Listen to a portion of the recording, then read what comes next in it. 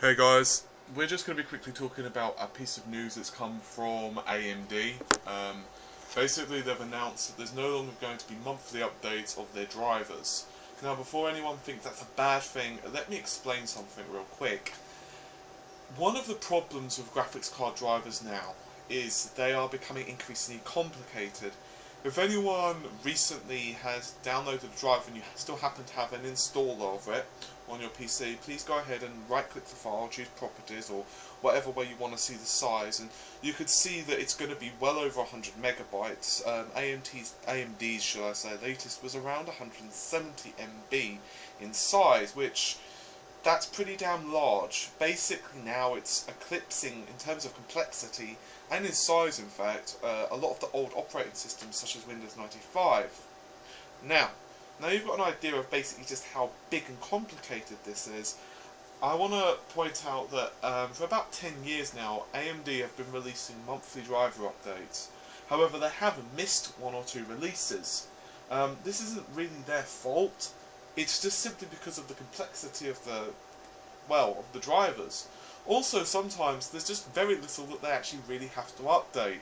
Sometimes it might be a bug fix for one game or another, but generally speaking it's not really required in some months.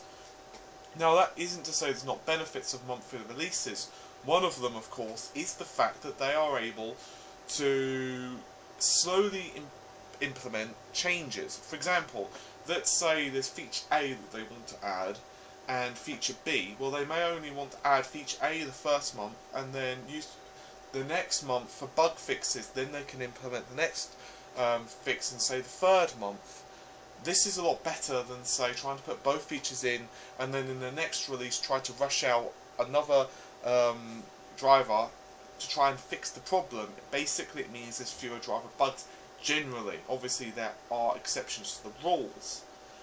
Now, however, AMD have said that they're not going to be doing this, and they're just going to release it on a need basis, and pretty much if they find that features are released that are required, or they feel are major changes or what have you, they'll release them basically when they're good and ready. They haven't, at least from my reading, they haven't really announced much about the betas. I'm assuming they'll probably still release betas fairly frequently. So we'll have to see what's going on there. It could be a good thing, however, for the customers. I personally am an Nvidia user. I have been for a while now, actually, since I recently upgraded my system. So I can't really say much about AMD's recent drivers over the last, say, 6 months.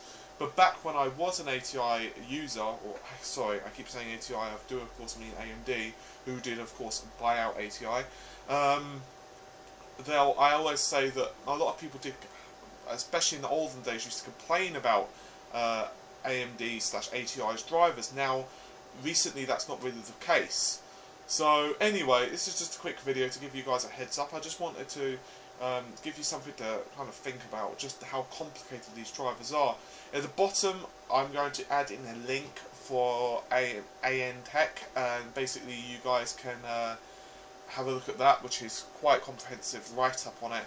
In the purposes of the video, I don't have much time this morning. In just a few minutes I am going to be recording a Max Payne 3 first impressions, so hopefully I'll be enjoying that game. I'm actually quite looking forward to it. Ironically enough, I might have to update my video card drivers for that.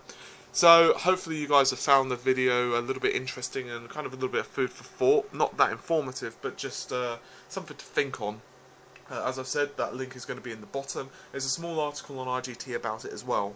So with that said, take care guys, and bye for now.